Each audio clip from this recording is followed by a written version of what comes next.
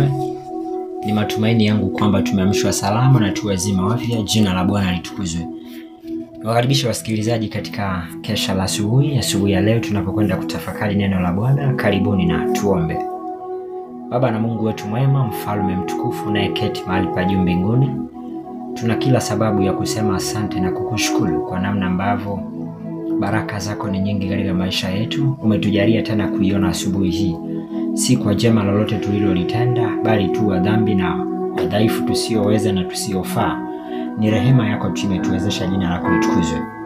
Asubuhi hii tunanyenyekea, tunakuja kwako, tunakwenda kujifunza. Njoo utufundishe, maana tupo tayari kusikia, kwa jina la Yesu. Amen. Leo ikiwa ni Oktoba 11, somo linasema upendo, ushahidi wa wanafunzi. Upendo, ushahidi wa wanafunzi. Fungu elekezi linatoka Yohana 13 fungu la 35, linasema hivyo watu wote watatambua ya kuwa ninyi mmekuwa wanafunzi wangu, mkiwa na upendo ninyi kwa ninyi. Mwandishi anaanza kwa kusema, katika mkutano huu wa mwisho na wanafunzi wake, matamanio makubwa ambayo Kristo alielezea kwao yalikuwa kwamba wapendane wao kwa wao kama alivyowapenda. Alisema tena na tena kwamba ninawaamuru, alisema kwa kurudia, mpendane ninyi kwa ninyi. Amri ya kwanza kabisa Yesu aliyotoa alipokuwa na wanafunzi wake peke yao katika chumba cha juu ilikuwa amri mpya nawapa, mpendane. Kama vile nilivyowapenda ninyi, nanyi mpendane vivyo hivyo. Amri hii ilikuwa mpya kwa wanafunzi, maana walikuwa hawapendani kama Kristo alivyowapenda. Aliona kuwa mawazo na misukumo mipya lazima viwatawale, na kwamba lazima watumie kanuni mpya. Kwa njia ya maisha yake na kifo chake wangepata maana mpya ya upendo. Amri ya kupendana ilipata maana mpya kupitia katika nuru ya kujitoa kwake kafara. Kazi yote ya neema ni huduma endelevu ya upendo, kujikana nafsi, jitihada za kujitoa kafara. Kila saa ya maisha ya ushahidi wa Kristo ulimwenguni, upendo wa Mungu ulikuwa ukitiririka kutoka kwake katika mifereji isiyozuilika. Wale wote waliojazwa na Roho wake watapenda kama yeye alivyotupenda.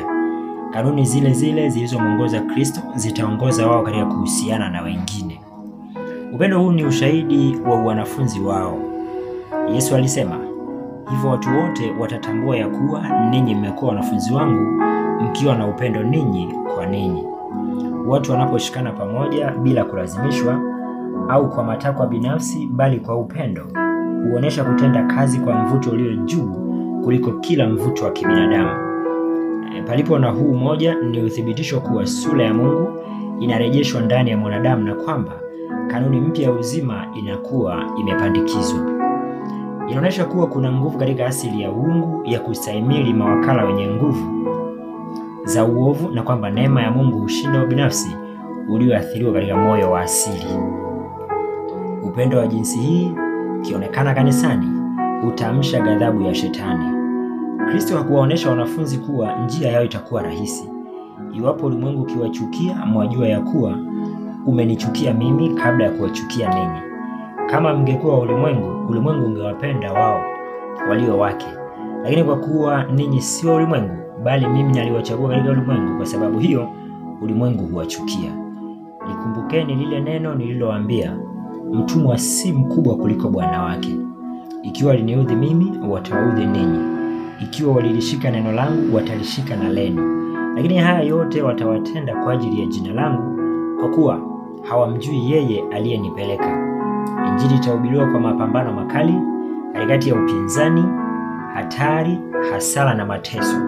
Lakini wale wanaofanya kazi hii watazifuata tu nyayo za Bwana wao.